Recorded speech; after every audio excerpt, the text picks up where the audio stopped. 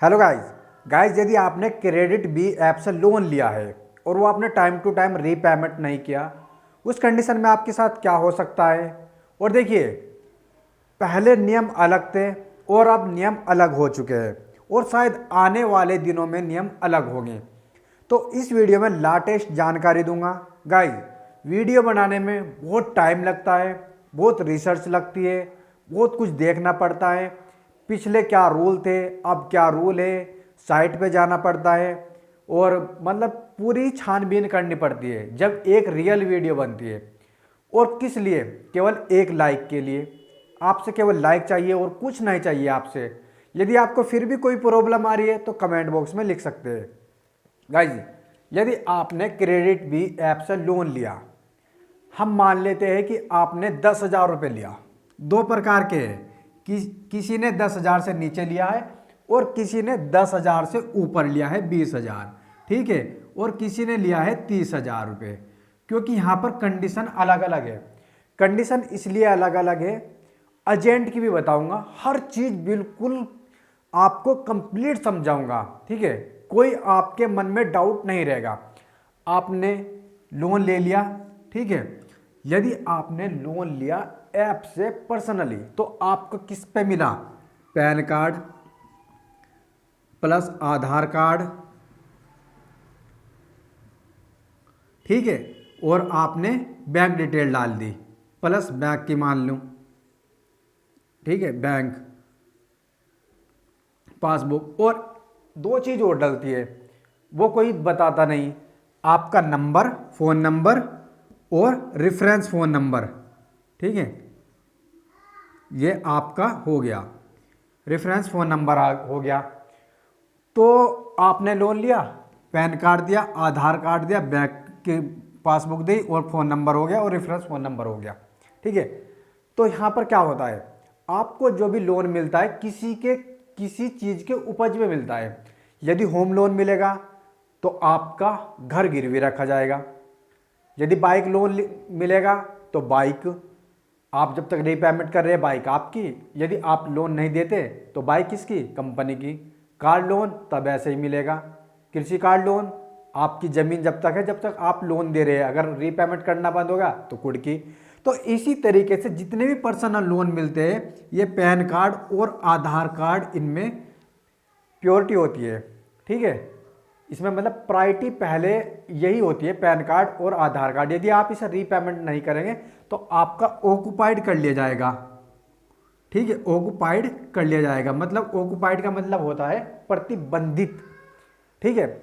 यदि आपकी कोई भी चीज प्रतिबंधित कर ली तो आप उसका यूज नहीं कर सकते। आपकी है लेकिन आप यूज नहीं कर सकते। जैसे कि पैन कार्ड आपका ऑक्युपाइड कर लिया जाएगा, आपके सिविल अंक डाउन कर दिए जाएंगे और आपका एक नेगेटिव अकाउंट बना के छोड़ दिया जाएगा। यदि आप किसी से भी कंपनी से कोई भी लोन लेते हैं तो वहाँ पर शो होएगा कि आपने इस कंपनी का ऑलरेडी लोन ले रखा है और इतने दिन हो गए और आपने ये रीपेमेंट नहीं किया। तो इस तरीके से यहाँ पर आपका ये आधार कार्ड और पैन कार्ड ऑक्युपाइड हो चुका, ठीक है। ऑक्युपाइड का मतलब प्रतिबंधित, यदि आप नहीं देंगे। तो अब होता क्या है, यदि आपने 10,000 रुपये से नीचे कोई भी लोन ले रहा है तो उसे आप रीपेमेंट कर दीजिए। रीपेमेंट कर दीजिए कैसे भी, ठीक है। रीपेमेंट कर दीजिए उसे कैसे भी, किसी प्रकार से रीपेमेंट कर दीजिए। क्योंकि अगर आपने इतना नीचा लोन लिया है और उस पर भी आप अपना लाखों का सिविल स्कोर डाउन कर रहे हैं तो आप ये बहुत बड़ी गलती कर रहे हैं।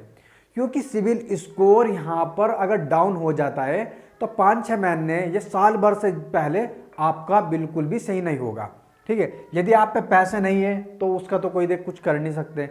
लेकिन अगर आपके पास पैसे हैं तो ये आप कहीं से भी अरेंज करके कर दीजिए पे, ठीक है। अगर आप ये पे नहीं कर पा रहे तो आपको एक काम करना है, ठीक है। आपको थोड़ा थोड़ा रीपेमेंट नहीं करना है। 10 के ज़्यादा 11 कर सकते हैं, 12 कर सकते हैं, ठीक है। आपको जब भी करना है फुली रीपेमेंट करना है, फुली रीपेमेंट करना है, ठीक है। कम नहीं करने हैं, क्योंकि इंटरेस्ट जब भी आप पे लगेगा और आप रीपेमेंट करेंगे वो तो भूल ही जाइए, फिर भी आप पे इंटरेस्ट लगेगा।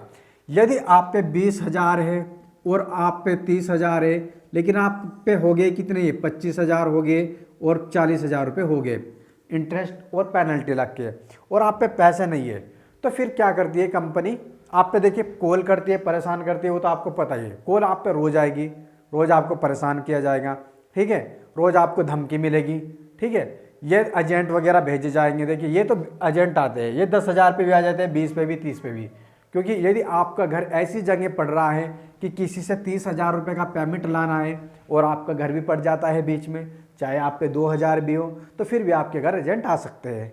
तो ये नहीं है कि जरूरी है कि आप पे 2,000 रीपेमेंट है आपके घर एजेंट नहीं आ सकते, लेकिन इसका रूल है कि 90 दिन से पहले नहीं आते, 90 दिन पहले नहीं आते, क्योंकि 90 दिन से पहले आपकी फाइल चलती है कंपनी और आपके बीच में। ये आप कंपनी हो गई, ये आप हो गए, company C for company, U for you, आप, ठीक है। तो कंपनी और आपके बीच में वार्तालाप चलती है कि आप रीपेमेंट कर दो। लेकिन एजेंट कब आते हैं, जब फाइल DS से हो जाती है, DS से, डायरेक्ट सेलिंग एजेंट, ठीक है। ये NBFC कंपनी की एक रजिस्टर्ड अथॉरिटी कंपनी है, ठीक है, ठीक है। तो DS से हो जाती है, तो फिर उनका हक बनता है कि वे आपसे रीपेमेंट किस प्रकार से निकलवाए, आपको धमकी दे के निकलवाए, आप पे पुलिस केस करवा के निकलवाए, आप पे कोर्ट केस करवा के निकलवाए, आपको नोटिस भेज के निकलवाए, ठीक है। तो वे किसी भी प्रकार से निकलवा सकते हैं, लेकिन कोर्ट केस और पुलिस केस इसमें कोई कुछ नहीं करता, कोई इनकी सुनता नहीं है। लेकिन गाइज देखिए, वीडियो ध्यान से देखिए, तो इस तरीके से यहाँ पर DSA में फाइल चली जाती है। और एजेंट, देख मैं आपको प्योर बता रहा हूँ, बहुत सारी ऐप्स है जिनके एजेंट नहीं आ रहे हैं, लेकिन कुछ ऐप्स ऐसी है जिनके एजेंट आ रहे हैं। मैं इस फील्ड में अच्छे से जानता हूँ कौन सी ऐप्स के एजेंट आ रहे हैं, ठीक है। तो जो मतलब क्रेडिट भी है उसके 100% एजेंट आ रहे हैं, लेकिन थोड़े अमाउंट पे नहीं आते।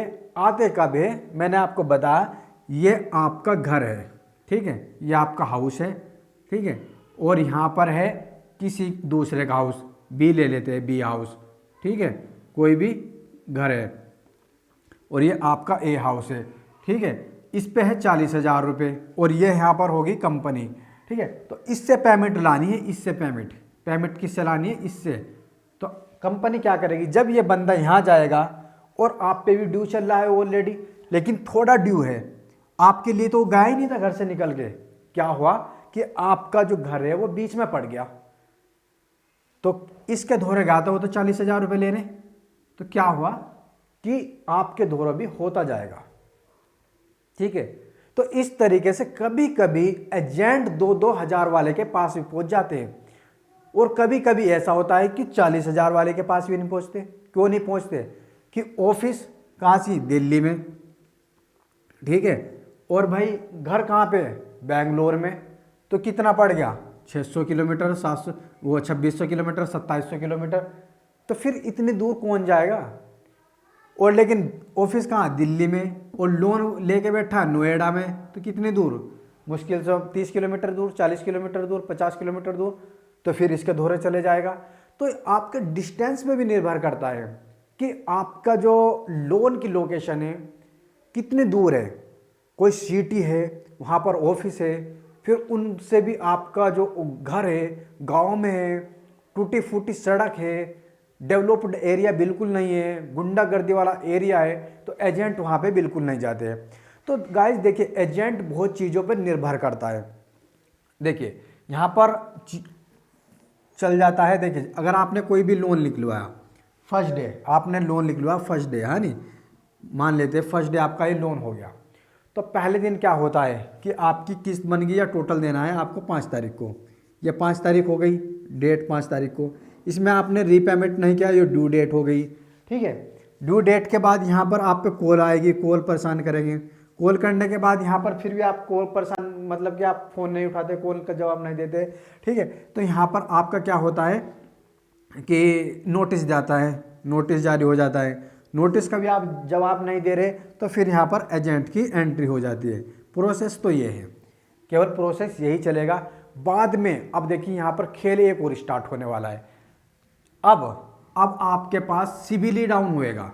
बाद में क्या होता है, जब आप रीपेमेंट नहीं कर पाते, केवल यहाँ पर सिविल आ जाता है लास्ट में कि डीएसएम फाइल चली गई, एजेंट ने भी लोन नहीं निकलवाया, आपने किसी को लोन नहीं दिया, तो वहाँ पर आपका सिविल ऑक्युपाइड कर लेते हैं, सिविल डाउन कर देते हैं केवल। अब सिविल ही मैटर रहेगा कि जब तक आप लोन नहीं देंगे, जब तक आपका सिविल बिल्कुल सही नहीं होगा, ठीक है।